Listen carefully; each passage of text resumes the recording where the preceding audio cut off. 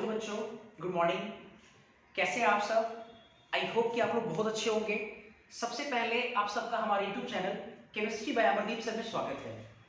आज solid state का यह चौथा लेक्चर है और लेक्चर स्टार्ट करने से पहले मैं 2-3 लाइन कहना चाहूँगा। वो ये कि जो भी बच्चे लेक्चर 4 को अगर देख रहे होंगे या देख पा रहे होंगे तो हो सकता है कि वो शुरुआत के लेक्चर्स किए हो। अगर आप शुरुआत से लेक्चर कर रहे हैं 1, 2, 3, 4 तो यकीन मानिए आपको सब कुछ बिल्कुल आराम से समझ में आ रहा होगा। कुछ ऐसे भी बच्चे होंगे जो डायरेक्ट लेक्चर 4 को देख रहे होंगे, 1, 2, 3 नहीं देख रहा होगा या नहीं देखा होगा कभी, तो हो सकता है कि उनके साथ प्रॉब्लम आ रही होगी। तो पहले आप 1, 2, 3 को देखिए, उसके बाद फिर लेक्चर 4 को देखेंगे। और जिसका पूरा देखा हुआ है आप देखिए, लेक्चर 4 आपको बिल्कुल समझ में आ रहा होगा। ठीक है, चलिए इसी के साथ हम लोग शुरुआत करते हैं लेक्चर 4। चलिए ठीक है, समझते हैं पहले चीज। लास्ट क्लास में हम लोग सॉलिड स्टेट से रिलेटेड जितने भी बेसिक टर्म्स था वो सारे बेसिक टर्म्स हमने आपको पढ़ा दिया है। सारे के सारे बेसिक टर्म्स खत्म हो गए हैं।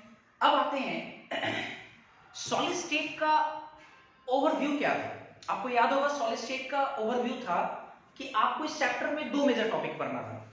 2 मेजर टॉपिक, एक क्रिस्टलाइन सॉलिड का स्ट्रक्चर और दूसरा डिफेक्ट्स। तो पहले हम लोग पढ़ेंगे क्रिस्टलाइन सॉलिड का स्ट्रक्चर, अब फिर बाद में पढ़ेंगे डिफेक्ट्स। ठीक है, तो अब हम लोग पूरी तरह से तैयार हो चुके हैं क्रिस्टलाइन सॉलिड के स्ट्रक्चर को पढ़ने के लिए। अब थोड़ा इसके बाद समझिएगा, क्रिस्टलाइन सॉलिड का जो स्ट्रक्चर है उसको हम लोग 2 केस में करके पढ़ेंगे। 2 केस में। सबसे पहले केस में हम लोग पढ़ेंगे ऐसे क्रिस्टलाइन सॉलिड का स्ट्रक्चर जिसमें एक ही तरह का बेसिस हो। आपको याद है बेसिस क्या होता है? एटम, मॉलिक्यूल या आयन, जिसमें एक ही तरह का एटम हो, एक जैसा एटम हो। ऐसे हम लोग क्रिस्टलाइन सॉलिड का स्ट्रक्चर पढ़ेंगे केस फर्स्ट में। फिर कुछ दिनों के बाद हम लोग ऐसे क्रिस्टलाइन सॉलिड का स्ट्रक्चर पढ़ेंगे जिसमें एक से ज्यादा तरह का बेसिस हो, अर्थात एक से ज्यादा तरह का अलग अलग atom.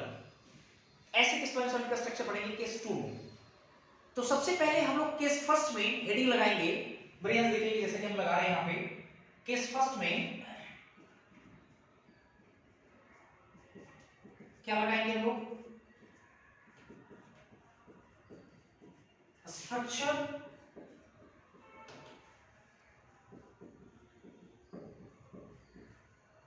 Of crystalline solid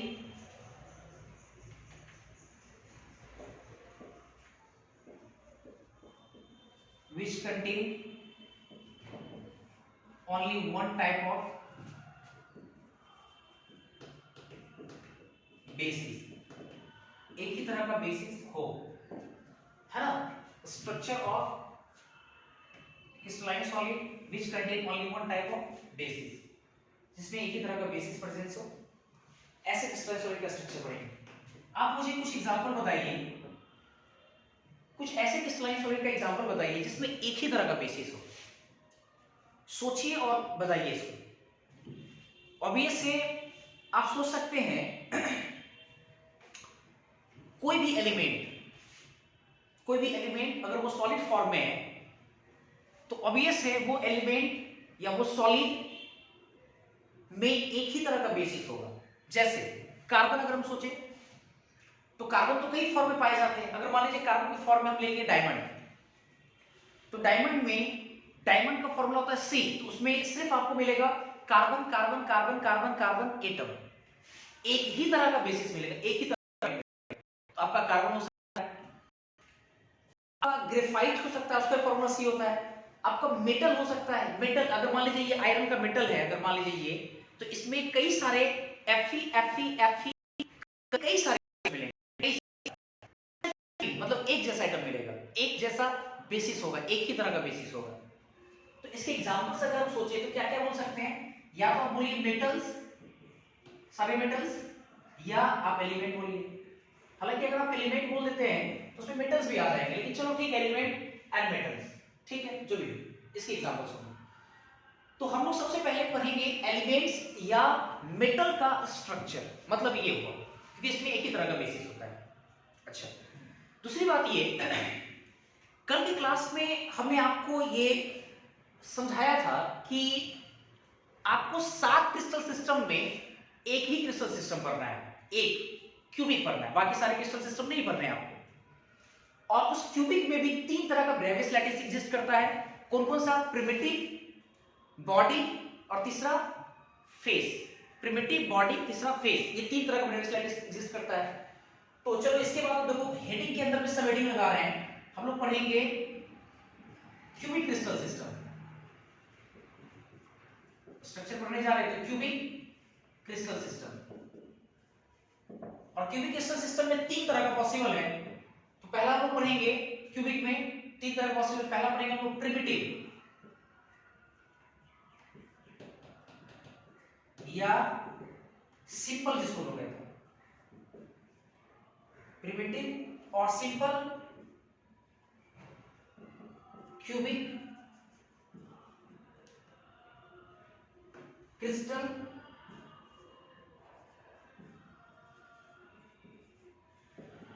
system, है ना। प्रिमिटिव या सिंपल क्यूबिक क्रिस्टल सिस्टम, ए नंबर। इसका मतलब आपको 3 पढ़ना है ब्रेवियस लैटिस, प्रिमिटिव, बॉडी और cubic, sorry simple, sorry face पढ़ना है ना, प्रिमिटिव, बॉडी और तीसरा फेस। अच्छा, प्रिमिटिव और simple cubic crystal system. Primitive एक सिंगल वर्ड है, एक सिंगल टर्म है, या सिंपल एक सिंगल टर्म है, क्यूबिक एक सिंगल टर्म है और क्रिस्टल सिस्टम एक सिंगल टर्म है। तो प्रिमिटिव का P, क्यूबिक का C या क्रिस्टल सिस्टम का C अगर ले तो शॉर्टली इसको बोल सकते हैं PCC, या सिंपल का अगर S ले तो SCC भी बोल सकते हैं हम, SCC। तो प्रिमिटिव या simple cubic crystal system shortly PCC और SCC, इसके बारे में हम पढ़ेंगे, है ना। चलिए ठीक, ये पढ़ेंगे, डिटेल पढ़ना है अपने दोस्तों। ब्रेक समझिएगा। अगले सेमेस्टर फिर पढ़ाएंगे आपको बॉडी सेंटर बदल, जिसको BCC कहते हैं, और फेस सेंटर जिसको हम लोग FCC कहते हैं। आगे बढ़ेंगे हम लोग। चलिए एक एक करके हम लोग देखते हैं। पहले प्रिमिटिव। अच्छा, एक बात समझिए, पहले आप लोग प्रिमिटिव क्यूबिक क्रिस्टल सिस्टम में आपको 5 पैरामीटर्स पढ़ना है। 5 पैरामीटर्स क्या क्या पढ़ने हैं, क्या क्या जानने हैं, आपको मैं थोड़ा सा आपको हिंट करता हूं। आपको जानना है कि A और R में क्या रिलेशन होता है। मतलब ऑब्वियस है, जो प्रिमिटिव है, सजावट आपको पहले से पता है इसको क्या कहते हैं, है ना। तो आप ये समझिए A और R में रिलेशन पढ़ना है, पहली बात ये। दूसरा आपको पढ़ना है effective number of atom per unit cell, एक यूनिट सेल में कितना एटम का संख्या आता है, ये पढ़ना है आपको। तीसरा पढ़ना है डेंसिटी, चौथा पढ़ना है पैकिंग फ्रैक्शन, पांचवा पढ़ना है क्वांटेशन नंबर। ऐसे 5 फिजिकल क्वांटिटीज पढ़ना है। अच्छा, सबसे पहला चीज ये, चलो ठीक है 5 तो पढ़ना है। इसमें इंपॉर्टेंट बात क्या है, ये जो पांचों जो पैरामीटर्स है आपको 1% रटने की जरूरत नहीं है, लेकिन ये तब पॉसिबल है जब आप प्रिमिटिव या सिंपल क्यूबिक क्रिस्टल सिस्टम के ज्योमेट्री को बहुत आराम से अगर आप फील कर पाते हैं, अगर आप उसके पिक्चर्स को समझ जाते हैं, उसकी ज्योमेट्री को समझ जाते हैं, तो आपके ये पांचों पैरामीटर्स याद करने की कोई जरूरत नहीं है। आप बिल्कुल फील करके बता सकते हैं कि किसका क्या होगा, इस पैरामीटर का क्या वैल्यू होगा, इस पैरामीटर का क्या वैल्यू होगा, आराम से बता सकते हैं। चलो ठीक है, सबसे पहले चलो हम जानते हैं कि प्रिमिटिव होता क्या है। आपको याद होगा मैंने प्रिमिटिव या सिंपल के बारे में बताया था कि एक सजावट होता है जिसमें क्रिस्टल सिस्टम में अगर आप लैटिस पॉइंट का सजावट सारे कॉर्नर पे करते हैं, सारे कॉर्नर पे लैटिस पॉइंट का सजावट सारे कॉर्नर पे करते हैं, तो ऐसे सजावट का एक नाम दिए सिंपल या प्रिमिटिव। अगर ये सजावट क्रिस्टल सिस्टम में क्यूबिक में हो, क्योंकि क्रिस्टल सिस्टम 7 तरह का होता है, तो अगर ये सजावट लैटिस पॉइंट का सजावट अगर क्यूबिक जैसे क्रिस्टल सिस्टम में करते हैं, तो ऐसे सजावट को हम लोग बोलेंगे, पूरा नाम के साथ क्या बोलेंगे, प्रिमिटिव या simple cubic crystal system, that is PCC या SCC, PCC या SCC। जैसे देखिए जरा पिक्चर वाइज दिखा रहे हैं आपको। जैसे मान लीजिए कि एक हम क्यूब बना लेते हैं, क्रिस्टल सिस्टम क्यूबिक है, चलो हम क्यूब बना लिए। चलो देखो ये हमारा क्यूब बन गया, और लैटिस पॉइंट सारे कॉर्नर पे होना चाहिए, सारे कॉर्नर पे होने चाहिए। चलो हमने सारे कॉर्नर पे बना दिए। इसके बाद थोड़ा समझेंगे आप लोग, ये लैटिस पॉइंट में हमने सजावट सारे कॉर्नर पे कर दी। इसी सजावट को हम लोग क्या बोल सकते हैं, सिंपल या प्रिमिटिव। चूंकि ये सजावट क्यूब में हुआ है इसलिए हम लोग बोलेंगे सिंपल या प्रिमिटिव क्यूबिक क्रिस्टल सिस्टम। तो हम एक लोग डिफाइन करते हैं, डिफाइन क्या कर सकते हैं, atoms are present at atoms are present at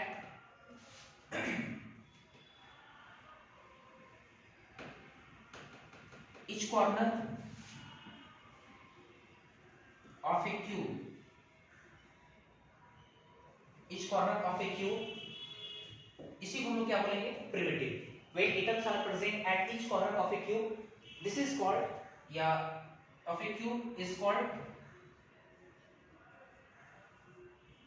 PCC और एससीसी. इसी को हम बोलेंगे पीसीसी या एससीसी. क्लियर है यहाँ तक? चलिए इसके आगे देखते हैं, सोचते हैं. ये तो चलो ठीक है, लैटिस पॉइंट. देखो दोस्त, एक बात समझो अच्छे से.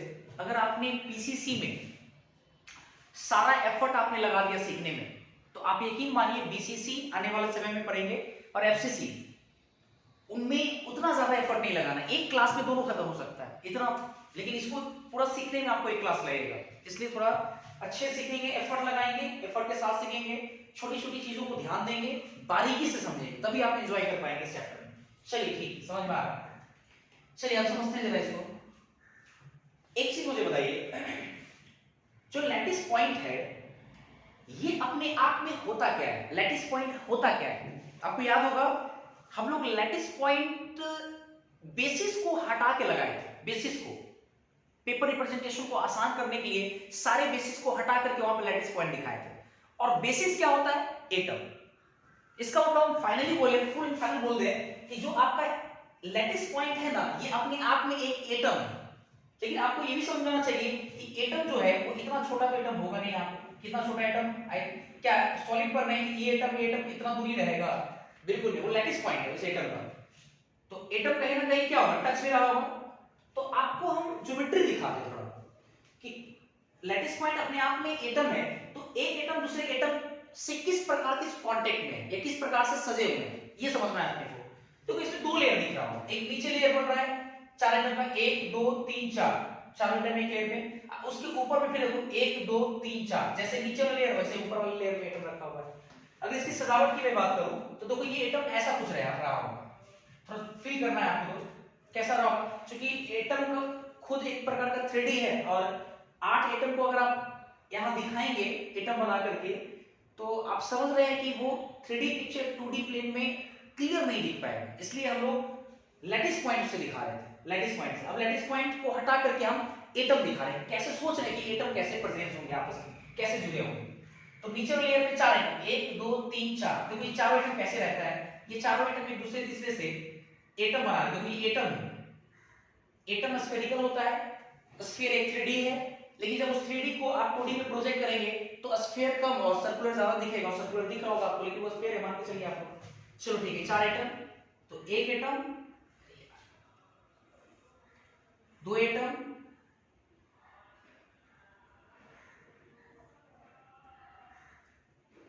3 एटम, 4 एटम.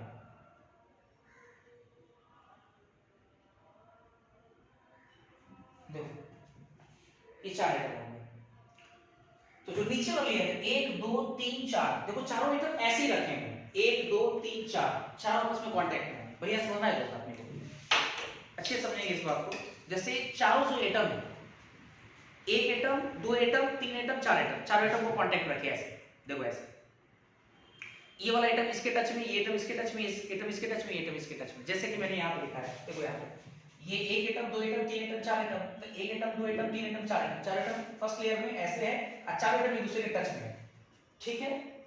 और अगर आप चारों एटम के सेंटर को मिलाएं, एटम का सेंटर अपने आप में एक लैटिस पॉइंट होगा. याद करो दोस्त, एटम को हटा करके एक पॉइंट लोकेट करते थे. अब इसे जहां से एटम को हटाएंगे पॉइंट लोकेट करेंगे, वो बेस एटम का सेंटर होगा. इसको इससे मिलाओ, ठीक है, इसको इससे मिलाओ, इसको इससे मिलाओ, इसको इससे मिलाओ, है ना, ऐसे ही रहेंगे.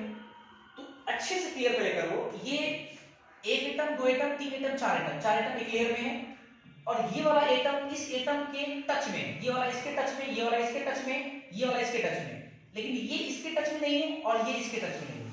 तो मेरा सवाल अगर आपसे ये होता कि जो चारों एटम है ये किसके लॉन्ग टच में है। उससे पहले रुक जाइए, उससे पहले एक बात मुझे बताइए, आप क्यूबिक क्रिस्टल सिस्टम पढ़ने जा रहे हैं तो आपको क्यूब के बारे में छोटे छोटे इंफॉर्मेशन बिल्कुल होने चाहिए, नहीं तो दिक्कत होगा आपको। अब क्यूब में क्या क्या होता है इसको जरा समझते हैं। क्यूब में कितने एज होते हैं, अगर मैं पूछूं कितने एज लेंथ होते हैं, एज लेंथ, तो आंसर आना चाहिए 12। एज लेंथ टोटल 12 होते हैं। 12 एज लेंथ कितने होते हैं, 12। 4 नीचे एज लेंथ होता है, 4 जो खड़ा है जो आपका वो, और 4 ऊपर वाला, ठीक है। 4 अगर क्यूब है तो एक एज लेंथ, 2 3 4, और 4 दीवार जो खड़ा है ये दीवार, तो ये एज लेंथ हो गया एक, वो ऐसे करके 4 और फिर 4 ऊपर से 12 एज लेंथ हो गया। कितने फेसेस होंगे, तो 6 फेसेस होंगे। 4 दीवार, एक ऊपर छत, एक नीचे फर्श, तो नंबर ऑफ फेसेस 6 हो जाएंगे। कितने कॉर्नर होंगे, कॉर्नर की अगर मैं बात करूं कितने कॉर्नर होंगे, तो 8 कॉर्नर होगा। नीचे में 4 कोना और ऊपर में 4 कोना, 8 कोना हो गया, 8 कॉर्नर हो गया। अच्छा, अगर मैं आपसे पूछूं कि कितने जो है वो अगर मैं आपसे ऐसे पूछूं कि कितने फेस है, कुछ 6, चलो ठीक है। कितने एज लेंथ है, तो एज कितने हैं, तो 12। कितने कॉर्नर है, तो 8। इतना आप जानते हैं। चलो कुछ और देखते हैं। एज लेंथ तो क्लियर है पहले से, एज लेंथ चलो ठीक है, एज लेंथ जानते हैं आप 12। एज लेंथ किसको कहते हैं, ये तो क्लियर है, एज का लंबाई को एज लेंथ बोलते हैं। एक होता है फेस डायमीटर, एक होता है बॉडी डायमीटर। इसको भी जरूरत पड़ेगी समझेंगे। जैसे देखो ये फेस है, ये एक फेस है क्यूब का, तो जब अपोजिट कॉर्नर को मिलाएंगे, जैसे वो कॉर्नर, 2 कॉर्नर, 3 कॉर्नर, 4 कॉर्नर, एक फेस में 4 कॉर्नर होता है ना। तो जैसे ये देखो, ये कॉर्नर, ये कॉर्नर, ये कॉर्नर, ये कॉर्नर, ये फेस ऊपर वाला 4 कॉर्नर है। अपोजिट कॉर्नर को जो मिलाएंगे, इसको इससे मिला देंगे, चाहे इसको इससे मिला देंगे, उसको अगर इससे मिला देंगे, चाहे इसको इससे मिला देंगे, इसको तो बोलेंगे फेस डायगोनल, क्योंकि फेस के अलोंग डायगोनल ड्रॉ किए हैं, इसको फेस डायगोनल बोलेंगे। एक होता है बॉडी डायगोनल, एक होता है बॉडी डायगोनल।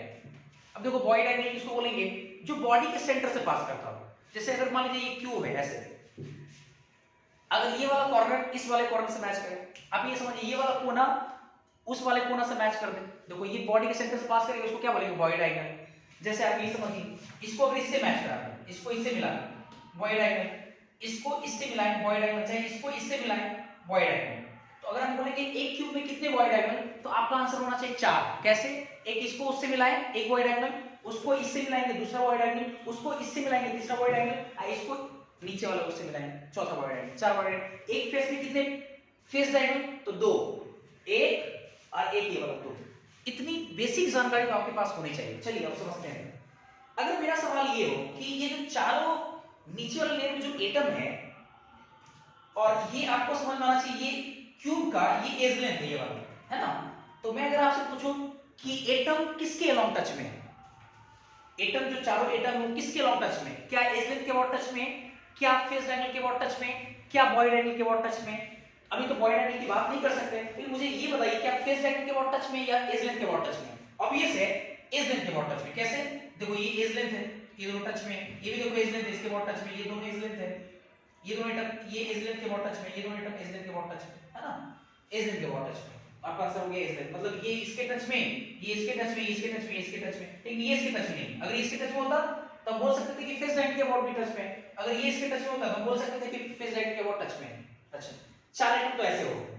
अब जैसे देखो नीचे में 4 एटम हो गया, अब वैसे ही सेकंड लेयर पे भी 4 एटम रखा हुआ है, मतलब इस एटम के ऊपर रखा हुआ है, इस एटम के ऊपर रखा हुआ है, इस एटम के ऊपर रखा हुआ है, इस वाले एटम को देखो ये ऊपर रखा हुआ है, ऊपर वाला चारों एटम नीचे वाले चारों एटम के ऊपर रखा हुआ है, एकदम ऊपर रखा हुआ है।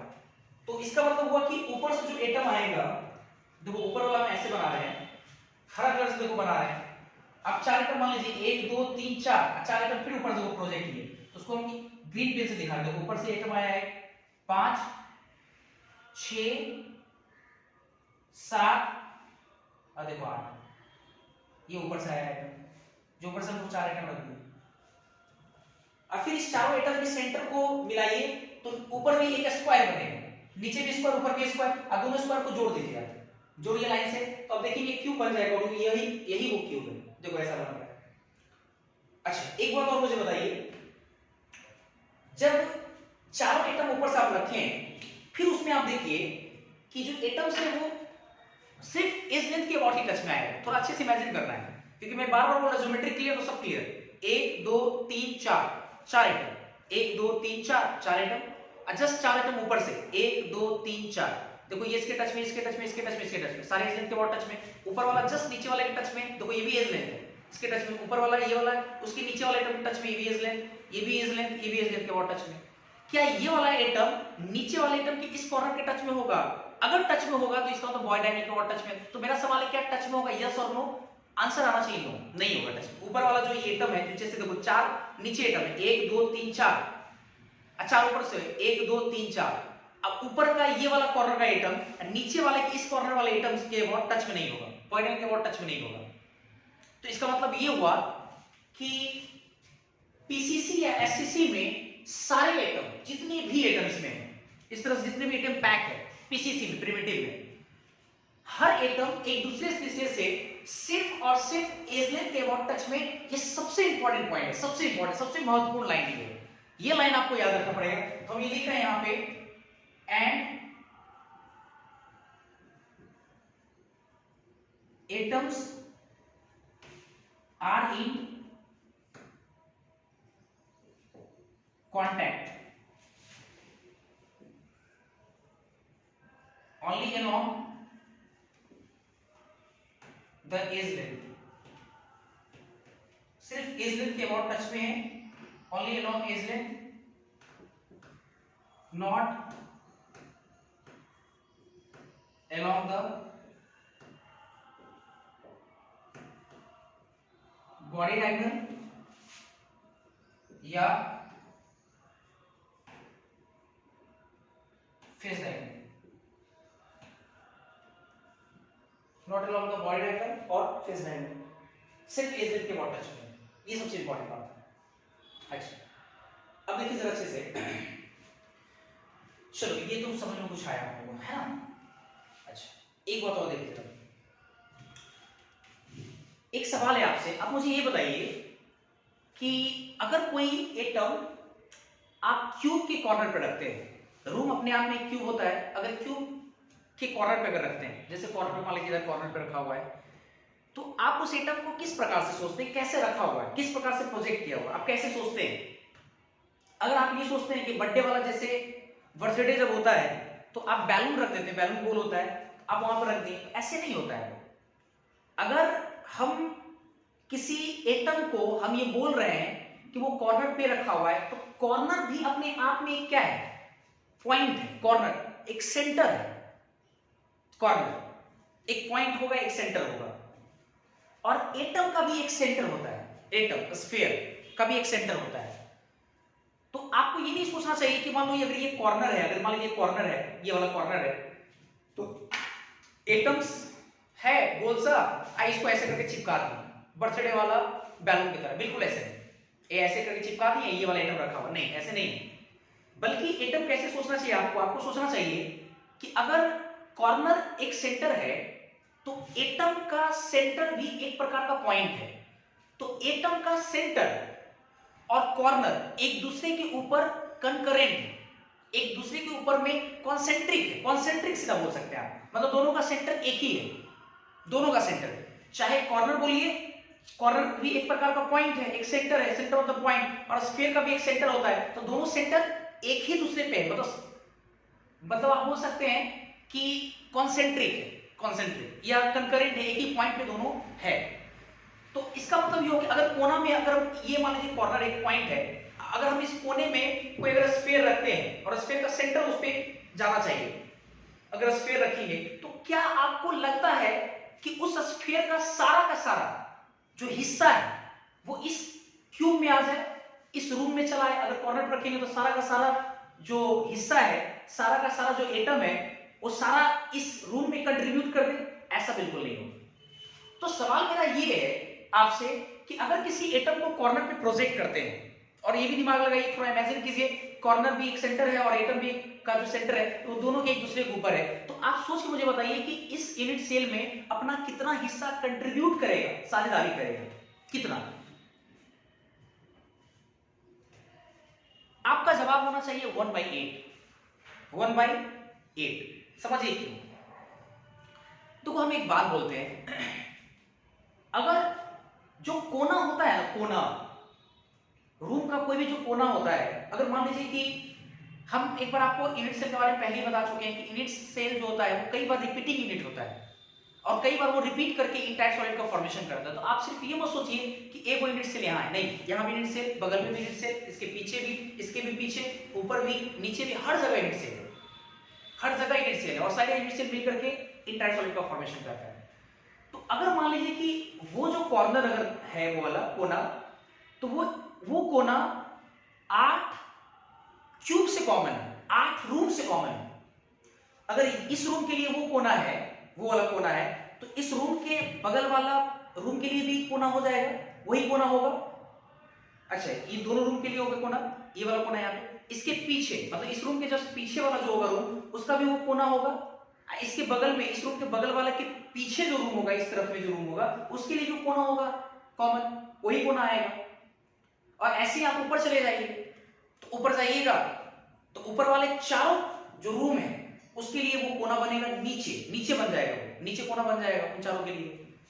जैसे आप ये समझिए ना, जैसे थोड़ा 3D में थोड़ा फील कीजिएगा आप लोग, जैसे हम 4 रूम बना रहे हैं, थोड़ा फील करो, देखो ये 4 रूम, ठीक है, ये एक क्यूब है, ये वाला, इसके नीचे क्यूब है, नीचे ये भी एक क्यूब है, नीचे भी क्यूब है, अंदर की तरफ क्यूब है, ये भी एक क्यूब है, नीचे की तरफ क्यूब, ये भी एक क्यूब, नीचे की तरफ क्यूब। अब देखो ये कॉर्नर है, तो अगर ये देखो कॉर्नर है तो नीचे वाले चारों के साथ देखो कॉमन है। अगर इस वाले पे अगर एटम रखेंगे तो देखो चारों के साथ इसमें भी आएगा कोना, ये वाला जो कोना है इसमें भी है, इसमें भी, इसमें भी। आज 4 वैसे अगर ऊपर मान लो रूम है, तो इस रूम के लिए ये नीचे वाला कोना, इस रूम के लिए देखो ये भी नीचे वाला कोना, इस रूम के लिए ये नीचे वाला कोना, इस रूम के लिए देखो ये भी नीचे वाला कोना। तो देखो 8, एक कॉर्नर जो होता है वो 8 रूम से कॉमन है, ये 8 यूनिट सेल से कॉमन है। तो ऑब्वियस है इस रूम को कितना मिलेगा, एक को कितना मिलेगा, ऑब्वियस है 1/8 मिलेगा, क्योंकि हर को बराबर बराबर मिलेगा, सेंटर पर रखा हुआ है, तो इसको एक को कितना मिलेगा, 1/8 मिलेगा। अब सवाल है कि सर 1/8 मतलब, तो स्फीयर जो होता है वो सर्कुलर होता है, सॉरी मतलब स्फेरिकल मतलब गोलाकार होता है। इसका 1/8वां हिस्सा अगर आप देखिएगा ना, 1/8वां हिस्सा, तो कुछ ऐसा दिखेगा, कुछ ऐसा 1/8वां हिस्सा। थोड़ा फील करो, देखो अपने कोने को, आपके जो रूम होंगे उस रूम का कॉर्नर देखो, उस रूम का कॉर्नर आपको इस डिजाइन में दिखता हुआ नजर आएगा। इस डिजाइन में मानो कि ये ऐसा आपको लग रहा हो कि वहां पे ऐसा शेप बन रहा है, बाहर की तरफ निकल रहा है, ऐसा शेप बाहर की तरफ प्रोजेक्ट हो रहा हो, बाहर की तरफ ऐसा ही दिखेगा। ये वाला जो शेप होता है, ये नींबू का 1/8वां हिस्सा जब आप काटिएगा ना, नींबू अगर ले लीजिए आप और उसको 1/8वां हिस्सा काटिए, देखो आपको ऐसा दिखेगा।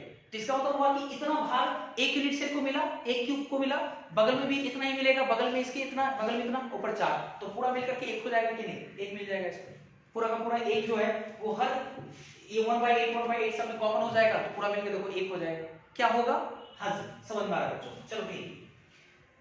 तो 1 से कितना साझेदारी किया, 1/8। चलो कुछ इसी से रिलेटेड कुछ बातें पहले ही कर लेते हैं। तो यहां दिमाग लगाइए या दिमाग में छापिए, एकदम मैं आपको याद करा रहा हूं, सबसे इंपॉर्टेंट बात, सबसे महत्वपूर्ण लाइन, अगर कोई एटम क्यूब के कॉर्नर पे, क्यूब के कॉर्नर पे, तो एक क्यूब में उस एटम का 1/8वां हिस्सा शेयर होगा, पूरा पूरा एटम नहीं आएगा, बल्कि उस एटम का 1/8वां हिस्सा शेयर होगा। क्यों, क्योंकि वो जो कॉर्नर है वो 8 क्यूब से कॉमन है, इसलिए 8 में मिलेगा वो हिस्सा। तो एक को अगर 8 बराबर भाग में बांटेंगे तो एक को कितना मिल जाएगा, 1/8 मिल जाएगा, इसलिए 1/8 मिल रहा है, ठीक है। इसके बाद आते हैं, अगर मेरा सवाल आपसे हो कि अगर एटम को फेस के सेंटर पर रखते हैं, क्यूब के फेस के सेंटर, तो आप जिस किसी कमरे में ये वीडियो लेक्चर देख रहे होंगे, आप थोड़ा दिमाग चलाइए, कोई दीवार लीजिए, उस दीवार के फेस, दीवार अपने आप में एक फेस है, आप उस सेंटर पर अगर रखेंगे तो एक जिस रूम में आप बैठे हो उस रूम में उस एटम का कितना हिस्सा कंट्रीब्यूट होगा, तो आपका आंसर होना चाहिए हाफ, बिल्कुल। क्योंकि एक जो दीवार होता है, जैसे ये दीवार है, ये दीवार है, अगर हम यहाँ पे एटम को रखेंगे तो इस एटम का आधा हिस्सा इधर आएगा, इस एटम का आधा हिस्सा उधर चला जाएगा, क्योंकि एक दीवार 2 यूनिट सेल से कॉमन है, 2 क्यूब से कॉमन है, तो आधा इसमें आधा इसमें, तो इसका मतलब कि एक में कितना कंट्रीब्यूट किया, हाफ, 1/2 कंट्रीब्यूट करेगा। आई होप कि आपको समझ में आ रहा होगा। तीसरी बात नहीं समझ में आए कमेंट करके मुझे दीजिएगा, लिखिएगा, फिर मैं सुनाऊंगा। अच्छा, तीसरी बात, अगर मैं आपसे बोलूं, अगर कोई एटम एज के सेंटर पे रखा हुआ है, एज के सेंटर, जैसे एज सेंटर किसको बोलेंगे, जो एज का सेंटर होगा, जैसे एज, पहले तो एज दिमाग लगाइए, एज ये लाइन, ये एज है ना आपका क्यूब का एज, जैसे ये इसमें देखो ये वाला एज है, देखो ये एज है, तो इस एज का सेंटर मतलब ये वाला, तो अगर एज के सेंटर पर रखेंगे तो एक इस वाले क्यूब में उस एज सेंटर पे रखे हुए एटम का कितना हिस्सा साझेदारी होगा, इस वाले में कितना हिस्सा इसमें कंट्रीब्यूट होगा, तो आपका आंसर क्या होना चाहिए, जल्दी बताइए, मुझे लगता है जल्दी सोचिए आप, कितना होना चाहिए, 1/4, बिल्कुल 1/4 होगा। जो बच्चे 1/4 सोच रहे हैं एकदम सही होगा। क्यों 1/4 होगा, क्योंकि जो एक एज है ना, ये जो एज है आपका, ये वाला एज 4 रूम से या 4 क्यूब से कॉमन है, 4 क्यूब से कॉमन है। जैसे अगर मान लो ये वाला एज का जो सेंटर है, ये वाला, जैसे मान लो, जैसे ये देखो, ये चलो ठीक है, ये वाला एज है, ये सेंटर है यहां, तो इससे कॉमन होगा, इधर कॉमन होगा, या चलो बीच में यहां मान लेते हैं, सबसे अच्छा है ना, देखो इससे कॉमन होगा, इससे कॉमन होगा, एक ऊपर वाला एक नीचे वाला, ये सॉरी ये वाला जो ए सेंटर है, इसमें भी आएगा, इसमें भी आएगा, और दो क्यूब ऊपर मान रहे हैं, इसमें भी आएगा, इसमें भी आएगा, देखो 400 हो रहा है कि नहीं, 400 होगा, इसलिए 1/4 होगा, 1/4, एज का सेंटर 1/4, ठीक है, एज के सेंटर पे 1/4, चलो ठीक। अब मुझे बताओ कि अगर कोई एटम बॉडी के सेंटर पे हो, बॉडी पूरे क्यूब के सेंटर में हो, तो अभी इसको अपना सारा हिस्सा कंट्रीब्यूट कर देगा, कोई दूसरे में कंट्रीब्यूट नहीं करेगा, पूरा हिस्सा कितना मिलेगा, 1 मिलेगा इसमें। चलिए ठीक है, एज कॉर्नर पे रहेगा तो 1/8 शेयर करेगा, फेस के सेंटर पर रहेगा तो 1/2 शेयर करेगा, एज के सेंटर पर रहेगा तो 1/4 शेयर करेगा एक यूनिट सेल में, और अगर बॉडी के सेंटर पर रहेगा तो पूरा का पूरा हिस्सा है ना एक क्यूब में शेयर करेगा। चलिए इतनी बातें आप समझ में आता है आपको। अच्छा, अब जरा देखना, जब आप 4 एटम नीचे है, 4 एटम ऊपर है, 4 एटम के सेंटर नीचे में, 4 एटम के सेंटर को मिला करके जब आप एक क्यूब बना के बाहर निकालते हैं, देखो आपको कैसा दिखेगा,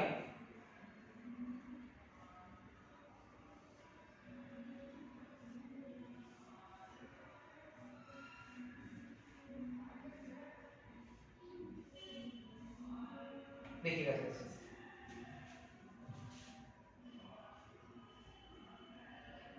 ब्रेस दो, सोचना देखो क्या होगा,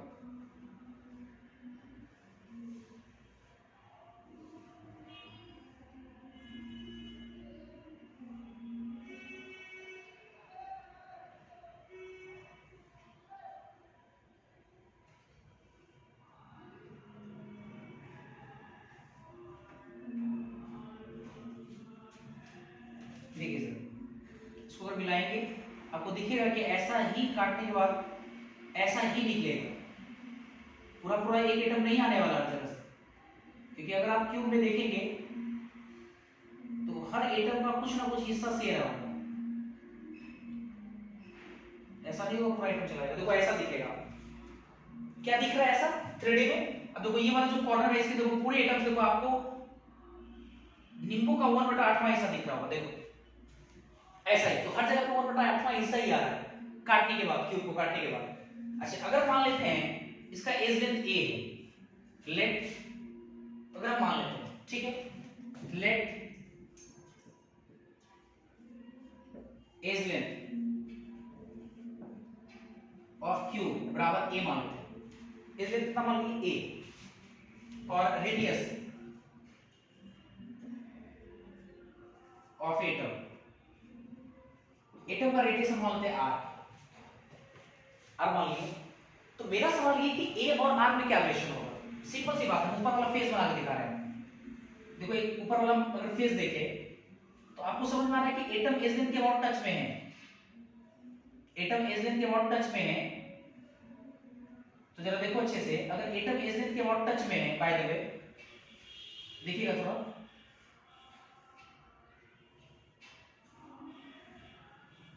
एज लेंथ के अबाउट टच में, तब देखना अच्छे से, जैसे ये एज लेंथ है, क्योंकि सारे एज लेंथ तो बराबर ही होते हैं ए। अच्छा, ये कॉर्नर है और ये सेंटर भी है इस वाले स्फीयर के, इस वाले एटम के, तो ये दूरी कितना हो जाएगा आर,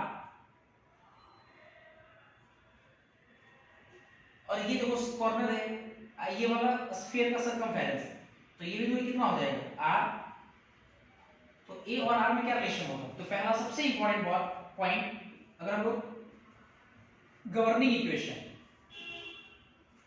ए और आर में लागू वाले इक्वेशन की अगर मैं बात करूं तो ए और आर में क्या रिलेशन आएगा? ए बराबर 2r, क्योंकि इसलिए ये बहुत ही सिक टच में है, तो ए बराबर 2r a very very important है। सबसे पहला पॉइंट ये होगा, ठीक है? क्या समझ में आ रहा है? आई होप कि आपको सब कुछ समझ में आ रहा होगा। अच्छा, एक पॉइंट और, जगह तो नहीं है तो आप ऐसा कीजिए, पहले आप इसको नोट कीजिए और फिर मैं आपको 3-4 जो इससे रिलेटेड जो है पैरामीटर्स आपको जो पढ़ना है वो मैं आपको समझाऊंगा। पहले आप इसको नोट कर लीजिए जल्दी। चलिए, इसके बाद हम लोग देखते हैं सेकंड। पहला हम लोग देखें गवर्निंग इक्वेशन ए और आर रिलेशन ए बराबर 2r। चलिए, पहला पॉइंट ये हो। दूसरा देखते हैं हम लोग, सेकंड पैरामीटर हम लोग को पढ़ना है effective number of atoms per unit cell. तो एक बात तो क्लियर है कि क्यूब में जरूरी नहीं कि सारे एटम्स क्यूब के अंदर में चले आए।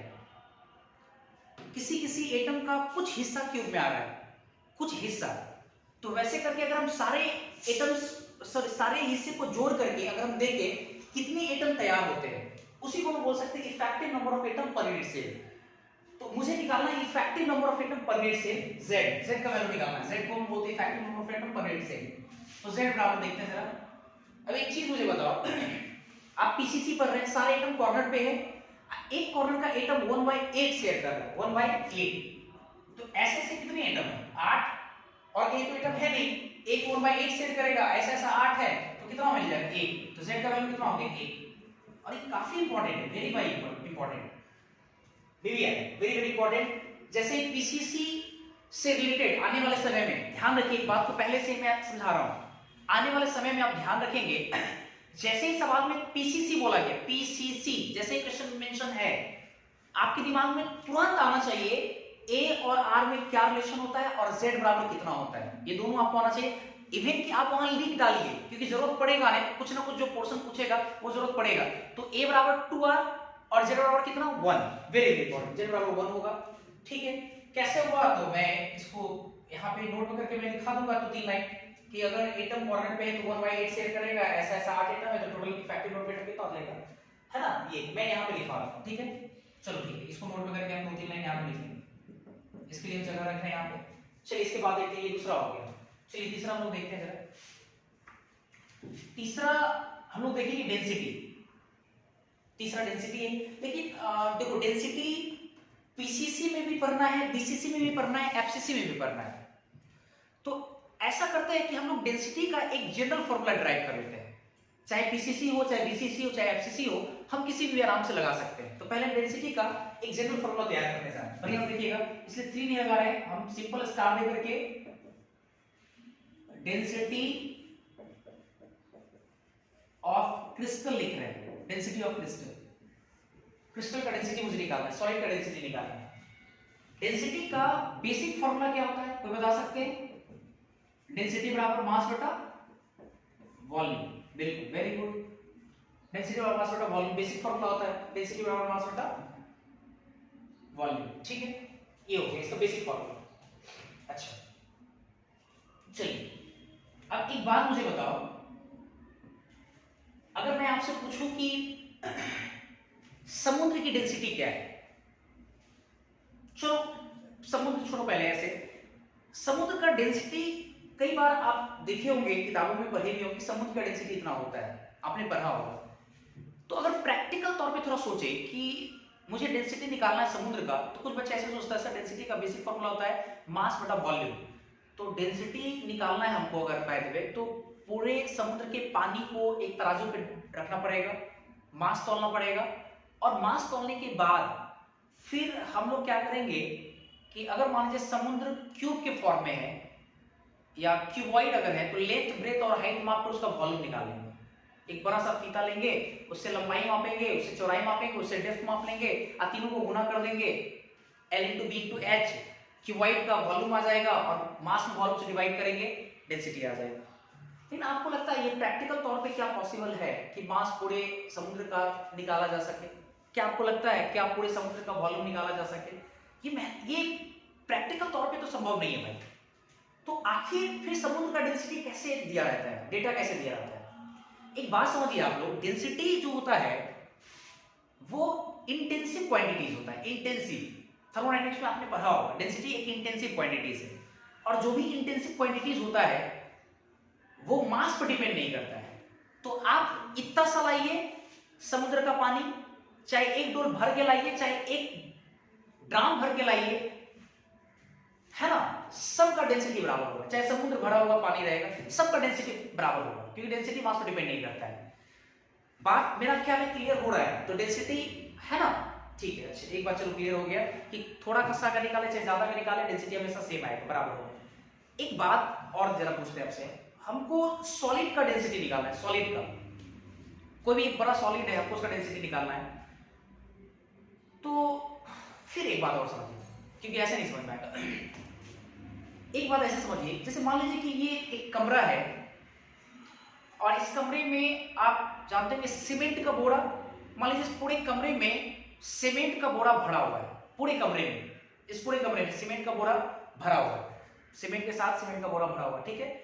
अच्छा, पूरा थकाथक भरा हुआ है, ऊपर तक भरा हुआ है, और मैं आपसे कहूं कि इस कमरे का घनत्व कितना है, घनत्व मतलब डेंसिटी, इस कमरे का डेंसिटी क्या है, तो क्या आपको ये लगता है कि हम लोग सारे जितने भी बोरे हैं सीमेंट से भरा हुआ, उन सारे सीमेंट के बोरे को तराजू पे चढ़ा दें, मास माप ले, और फिर उसके बाद इस कमरे का वॉल्यूम तो निकाला जा सकता है, निकाल ले, और मास को वॉल्यूम डिवाइड कर डेंसिटी निकाल ले। लेकिन देखो ये प्रैक्टिकल तौर पे संभव है, लेकिन आपको नहीं लग रहा है थोड़ा कॉम्प्लेक्स है?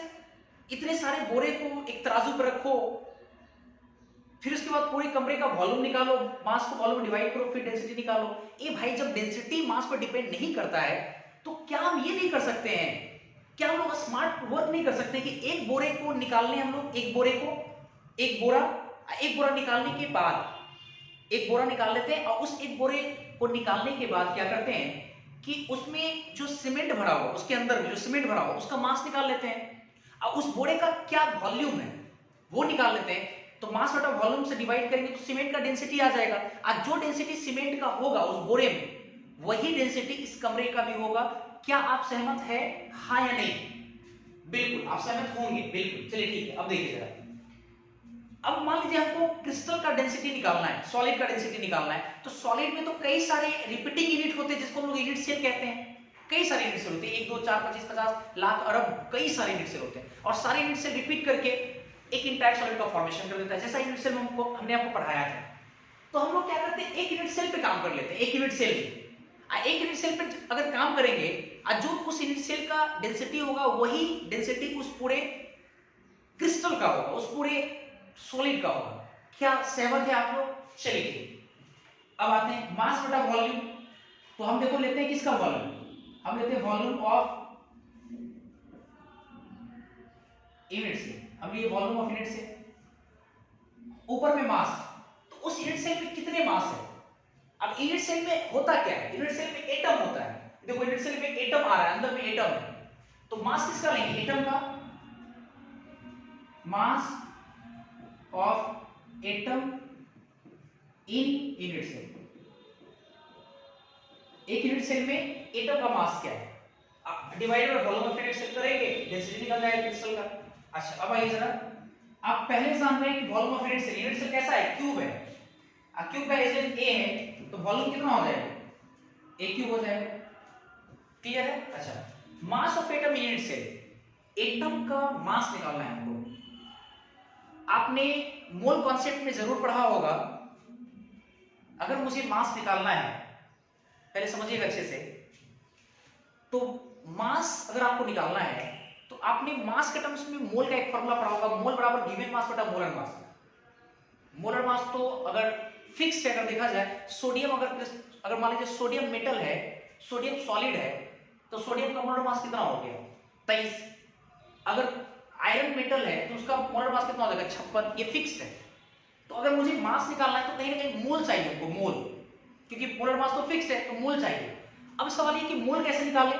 तो अब एक बात बताइए, एक यूनिट सेल में कुछ एटम का संख्या आएगा, है ना, यूनिट सेल में एटम आ रहा है ना, तो कुछ संख्या आएगा, मान लो उसके संख्या को z, संख्या में अगर एवोगाड्रो नंबर से डिवाइड कर दे, z नंबर ऑफ एटम, ये Na एवोगाड्रो नंबर, तो number of atom divided by Avogadro number, ये मोल होता है, मोल का फॉर्मूला नंबर ऑफ पार्टिकल बटा एवोगाड्रो नंबर, ये मोल हो गया। अब मोल इनटू मोलर मास, मोल इनटू मोलर मास, मोल को मोलर मास से गुणा कर दे, देखो ये मास हो गया एटम का, देखो ऐसे निकाल लिए, और डेंसिटी को हम d से रिप्रेजेंट करते हैं, तो देखो हमारे पास d का जो जनरल फॉर्मूला हमारे पास आ गया वो z into m divided by Na into aq, ये आपकी किताबों में भी दिया हुआ है, लेकिन डायरेक्ट लिखा हुआ, कैसे आया आपको समझ में आ जाना चाहिए, और ये काफी इंपॉर्टेंट है।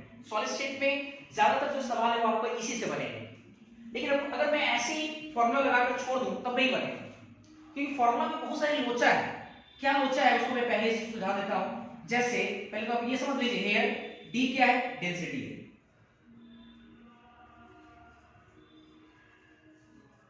क्रिस्टल z क्या है, इफेक्टिव नंबर ऑफ एटम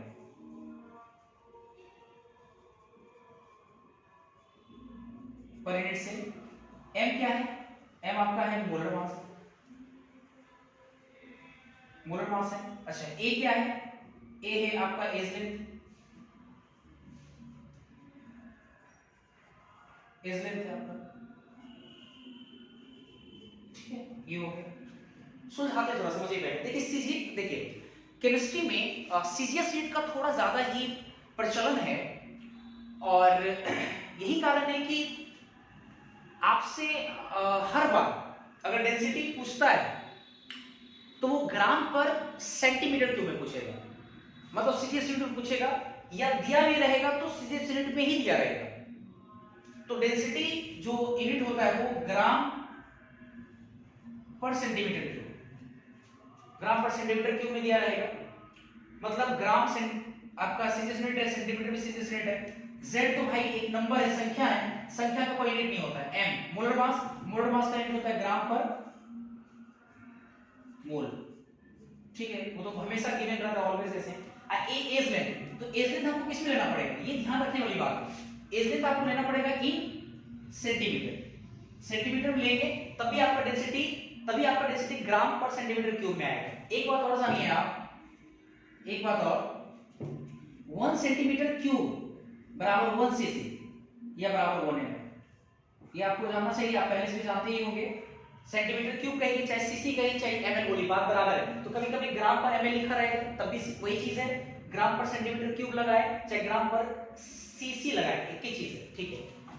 दूसरी बात ये कि सेंटीमीटर में आपको डायरेक्ट एज लेंथ नहीं दिया रहेगा, एज लेंथ इतना छोटा होता है कि या तो वो एंगस्ट्रम में देगा, या तो पिकोमीटर में देगा, या तो आपको नैनोमीटर में देगा, तो उसका कन्वर्जन भी आपको पता होना चाहिए। दो कन्वर्जन में यहाँ पे दिखा दे रहा हूँ, यहाँ देखो, यहाँ पे इतना लिखेंगे, उसके बाद मैं यहाँ पे लिख रहा हूँ, या इसी चीज को हटा देते हैं यहाँ से, इसको यहाँ लिख देते हैं।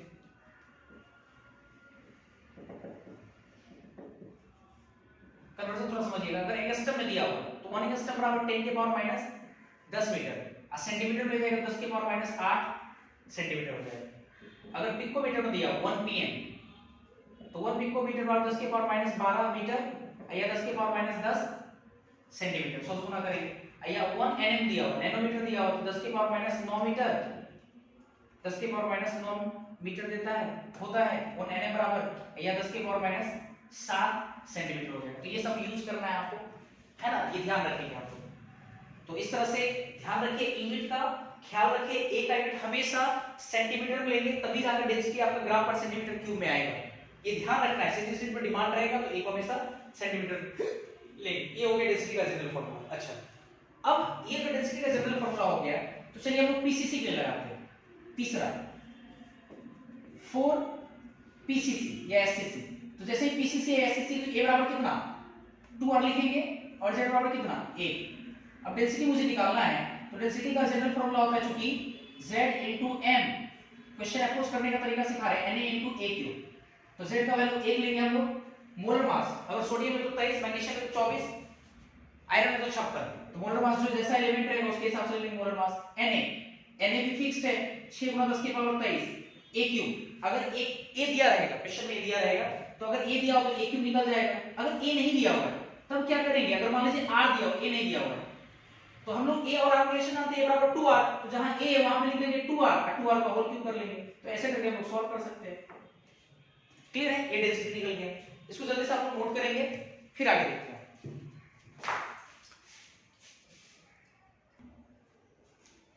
चलिए इसके बाद हम लोग देखेंगे चौथा पैरामीटर। अच्छा, ये नोट में हमने जो कहा था वही लिखा है यहाँ पे, क्योंकि एक एटम कॉर्नर का 8 यूनिट सेल के साथ कॉमन होता है, इसलिए एक यूनिट सेल के साथ वो अपना 1/8 हिस्सा कंट्रीब्यूट करे, ये मैंने लिखा दिया है। चलो इसके बाद हम लोग पढ़ेंगे पैकिंग फ्रैक्शन। पैकिंग फ्रैक्शन ये चौथा है, लेकिन पैकिंग फ्रैक्शन आपको सब में पढ़ना है। तो सबसे पहले हम पैकिंग फ्रैक्शन का एक जनरल फॉर्मूला ड्राइव करते हैं, बढ़िया समझना थोड़ा अच्छे से। तो स्टार्ट देखिए, हम हेडिंग लगाएं पैकिंग फ्रैक्शन, जिसको लोग रो से रिप्रेजेंट करते हैं। पहले तो आप ये समझिए फ्रैक्शन का मतलब क्या होता है। देखो, एक होता है परसेंटेज, एक होता है फ्रैक्शन। परसेंटेज का मतलब 100 में कितना, अब फ्रैक्शन का मतलब होता है 1 में कितना, 1 में। फ्रैक्शन का मतलब सिंपल होता है 1 में कितना, और परसेंटेज का मतलब होता है 100 में कितना। ठीक, चलिए अब थोड़ा समझते हैं यहाँ पे। जैसे अब मुझे पैकिंग फ्रैक्शन निकालना है, तो पैकिंग का सिंपल मतलब हुआ, जैसे सॉलिड स्टेट चैप्टर में पैकिंग का क्या मतलब होगा। पैकिंग का मतलब हम लोग एटम को पैक कर रहे हैं, लेकिन पैकिंग किसी ना किसी चीज में होता है। तो एटम को हम किस में पैक कर रहे हैं, एटम को हम लोग इमिड सेल में पैक कर रहे हैं, इमिड सेल में। जैसे अगर आप कभी ट्रैवल के लिए कहीं जाते हैं, तो आप कपड़े को किस में पैक करते हैं, आप कपड़े को किसी सूटकेस में पैक करते हैं, तो इसको कहते हैं पैकिंग। ये पैकिंग हुआ आपका कपड़े का, पैक हुआ किस में, सूटकेस में। तो सॉलिड स्टेट में हम किसको पैकिंग करेंगे, एटम को पैकिंग करेंगे, किस में पैकिंग करेंगे, तो इमिड सेल में पैक करेंगे। तो अब सवाल है कि सर फ्रैक्शन कैसे डिफाइन करें। तो सिंपल सी बात है, 1 में कितना। अब एक चीज बताओ, इमिड सेल का एक अपना वॉल्यूम होगा, एटम का भी अपना वॉल्यूम होगा, और मुझे डिफाइन करना है पैकिंग फ्रैक्शन। तो यूनिट सेल के यूनिट वॉल्यूम में, इकाई वॉल्यूम में, यूनिट सेल के इकाई वॉल्यूम में एटम के द्वारा कितना स्पेस ऑक्युपाई हो रहा है, एटम के द्वारा कितना वॉल्यूम ऑक्युपाई हो रहा है, इसी को हम बोलेंगे पैकिंग फ्रैक्शन। देखिए लिखते हैं यहां पे, space occupied by total number of atom in unit volume of a unit cell, है ना। सूटकेस के इकाई वॉल्यूम में कपड़े का packing is called packing fraction. वैसे ही इकाई वॉल्यूम, यूनिट सेल के इकाई वॉल्यूम में एटम का जो पैकिंग होगा उसी को क्या बोलेंगे हम लोग, पैकिंग फ्रैक्शन। चलो ठीक है, एक एग्जांपल समझते थोड़ा सा।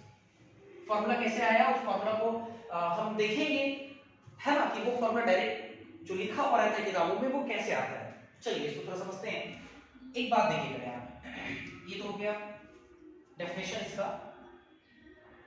अच्छा, एक मेरा सवाल आपसे, अच्छा मैं अगर आपसे बोलूं सूटकेस में आप कपड़े पैक करने जा रहे हैं, तो कपड़े का वॉल्यूम और सूटकेस के वॉल्यूम में हमेशा किसका ज्यादा वॉल्यूम होगा, ऑब्वियस है सूटकेस का वॉल्यूम ज्यादा होगा, कपड़े का वॉल्यूम कम होगा। अगर आप एटम को यूनिट सेल में पैक करने जा रहे हैं, तो वॉल्यूम ज्यादा किसका होगा, यूनिट सेल का।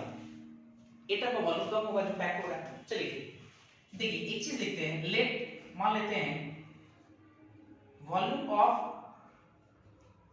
Atom in a unit cell. एक यूनिट सेल में जो एटम पैक हो रहा है, जो स्पेस ऑक्युपाई कर रहा है, उसके वॉल्यूम को हम वी डैश मान लेते हैं, वी डैश।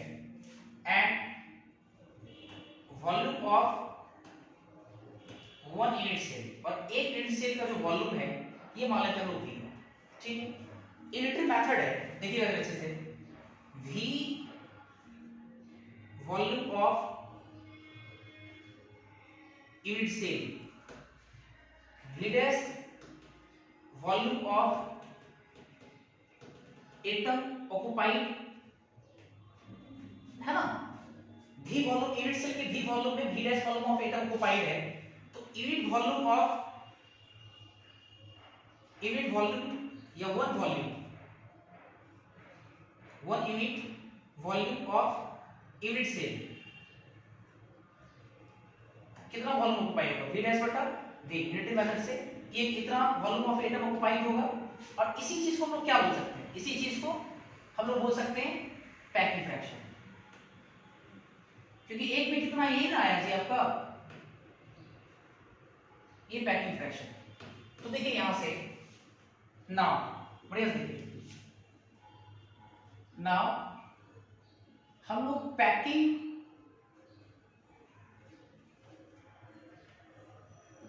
फ्रैक्शन बराबर कितना है हमारे पास, v dash upon v। v क्या है, volume of atom in unit cell divided by volume of unit cell, यही है। एक यूनिट से क्यूब होता है, इसका वॉल्यूम कितना, a क्यूब। अब वॉल्यूम ऑफ एटम यूनिट से, एक एटम का वॉल्यूम कितना, एटम स्फेरिकल होता है, तो 4/3 पाई आर क्यूब। ऐसे ऐसा मान लेते हैं z एटम पैक्ड है, तो वॉल्यूम ऑफ एटम कितना हो जाएगा, z तो 4/3 pi are cube upon a cube. तो रो का देखो डायरेक्ट फार्मूला देखो डायरेक्ट फार्मूला क्या है निकल करके, z into 4/3 pi are cube divided by a cube. देखो ये जनरल फार्मूला किताबों में डायरेक्ट लिखा रहता है, ये वेरी वेरी इंपॉर्टेंट, बहुत ज्यादा इंपॉर्टेंट है, डायरेक्ट किताब में लिखा रहता है। कैसे हुआ ये मैंने आपको दिखाया आपको। अच्छा अब आइए जरा, तो हमको लगाना है 4, तीसरा आप लोग देख रहे हैं, चौथा 4 पीसीसी या एससीसी। तो z बराबर कितना लिख सकते हैं डायरेक्ट 1, और ए आर आर रिलेशन कितना, a बराबर 2r। हमको पैकिंग फ्रैक्शन निकालना है, तो रो का जनरल फार्मूला कितना होता है, z into 4/3 pi are cube upon a cube. तो z का वैल्यू कितना लेंगे 1, ये 4/3 पाई आर क्यूब, a की जगह कितना ले सकते हैं 2r का होल क्यूब। तो मुझे लगता है इसको सॉल्व करिएगा, r के बार तो कैंसिल हो जाएगा, ये 8 हो जाएगा, तो ये पाई/6 आएगा। पाई का वैल्यू 3.14 और नीचे 6, तकरीबन 3 माइनस 3 बराबर 6। एग्जैक्ट अगर लाइएगा कैलकुलेट करके तो 0.52 आएगा, 0.52। तो देखो पैकिंग फ्रैक्शन कितना आ गया, रो का वैल्यू 0.52। अब परसेंटेज में अगर बात करें तो 52%, ये 52% देखो आ गया। मतलब ये हुआ, तो देखना अच्छे से, मतलब ये हुआ वॉल्यूम ऑक्युपाइड कितना आ गया, या स्पेस ऑक्युपाइड कितना आ गया, स्पेस जो ऑक्युपाइड है, ये कितना स्पेस ऑक्युपाइड आया है 52%, 52% स्पेस ऑक्युपाइड है। तो अगर हम बात करें इम्पटी मतलब खाली जगह, तो कितना परसेंट हो गया 48%। क्या अच्छा पैकिंग है, नहीं, आधा भरा है आधा खाली है, अच्छा क्या पैकिंग होगा, पैकिंग तब अच्छा होता जब अच्छा खासा भर जाता। 52% पैक्ड हुआ, 48% खाली है, अच्छा पैकिंग नहीं है। तो पीसीसी जैसे ही बोला गया तो पैकिंग फ्रैक्शन दिमाग में आना चाहिए, 52% पैकिंग फ्रैक्शन परसेंटेज में, और बात करें इम्पटीज के तो 48%। एक लास्ट है 5th नंबर, पहला है 5वां है सॉरी कोऑर्डिनेशन नंबर, 5वां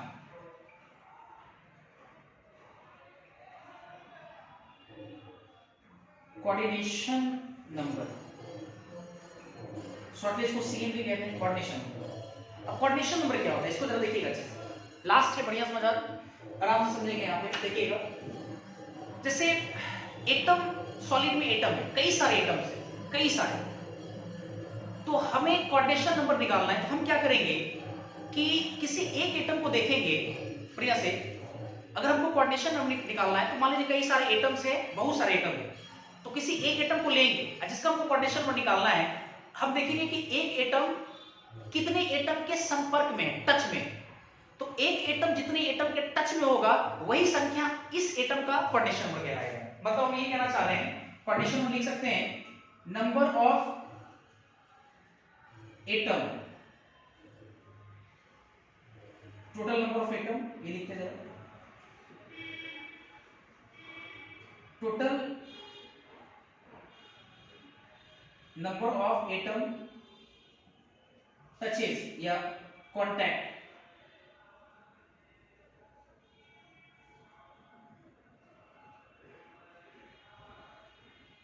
total number of atom contact with a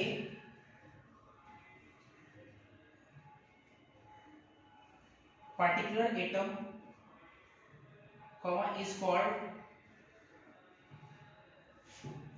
coordination number, Cn of that